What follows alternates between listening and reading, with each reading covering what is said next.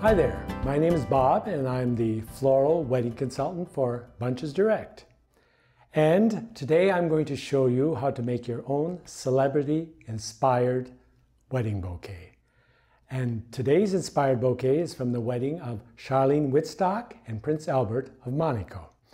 So in this bouquet, I'm going to use green dendrobium orchids and white freesia.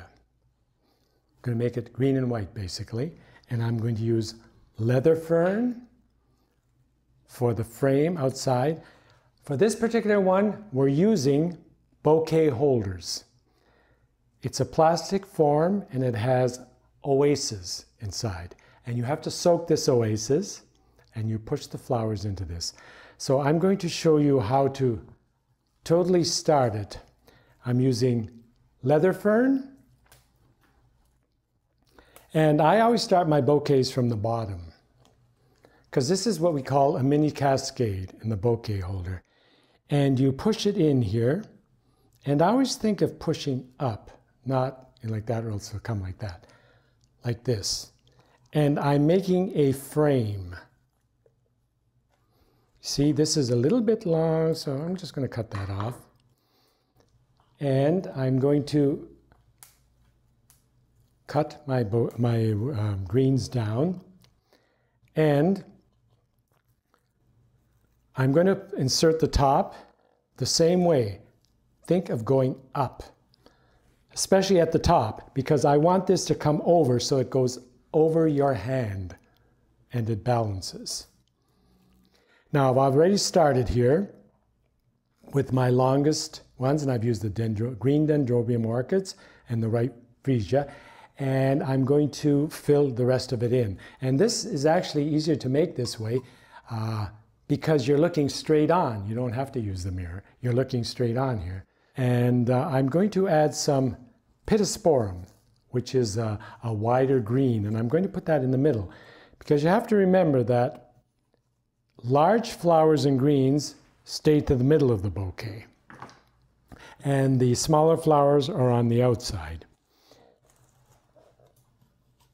And now also to remind you that when you're putting in flowers into a bouquet holder, you have to put them in and leave them there, because you cannot fiddle around with them, because the hole will get bigger and the flowers will fall out,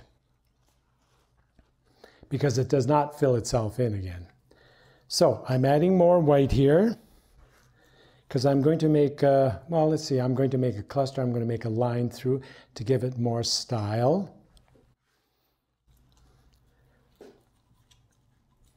And a cluster to the side here to balance it. You're always looking to balance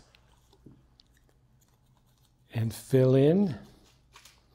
And you've always got to judge it yourself.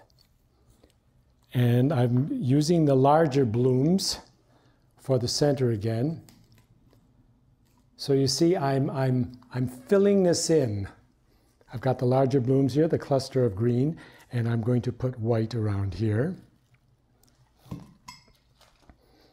And more white here.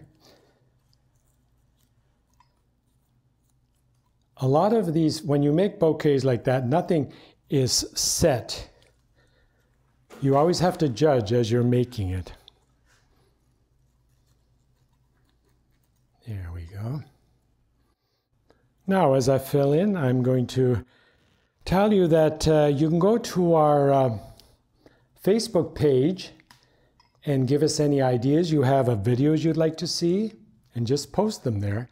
And you can also go to our Facebook page for specials, promotions, and more tips.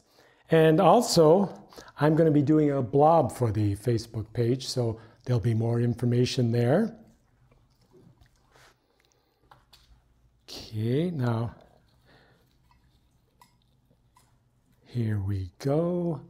And now you see, I filled in with flowers. Now, you can either put more greens in here if you want, or I'm going to put more flowers, because this is a dense bouquet.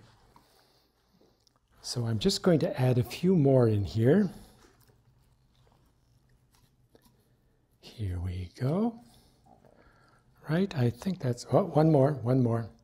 See, this is what happens. You look at it and you say, oh, that's full enough. And then come back. It's always a good idea to look at it and you think, oh, that's perfect. But then go away. It's just like when you're doing a painting and that, as an artist.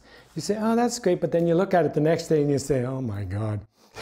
But it's just also doing the bouquet. It may look great, but then just go away and then come back and look at it again. Ah, there's a space here, because you can get so involved in what you're doing that you don't notice the obvious. So you see there, it's quite full and there's mostly flowers. And now the background here, the backing, you can either put, if you want to hide it, you put more greens in the back, but you can add that at the end. You see, this one came out on me, but I will put it back in again because it's not going to get the best of me. And I will just push it in there. That's what I mean by putting it in solid, pushing it in solid and leaving it. And I'll put some more greens in here. And you can fill the back with greens because you always want to hide your mechanics. Never show your mechanics. And then we're going to put now, also the water is going to come out as you're working on it. And you can pick it up and you can put a lot of greens, as many as you want at the back. Years ago we used to put little bows at the back, but we don't do that anymore. The simpler the better. And now, when you're finished, you can put some more green in there if you want. And you can also put ribbon around here. But I'm not going to do that because you'd have to use tape and that to... But it's a white handle, so it looks good. It looks okay. And then, there we go.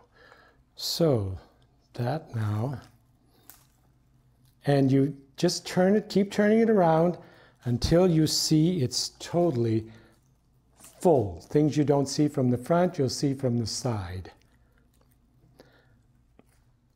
And you see you've made it, you've given it depth.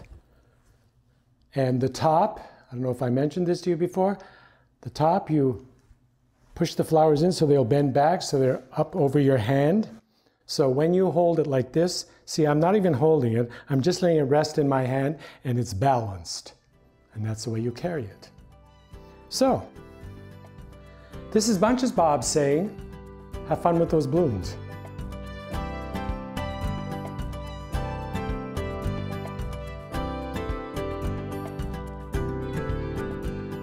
For more ideas on wedding flowers, visit our website, www.bunchesdirect.com.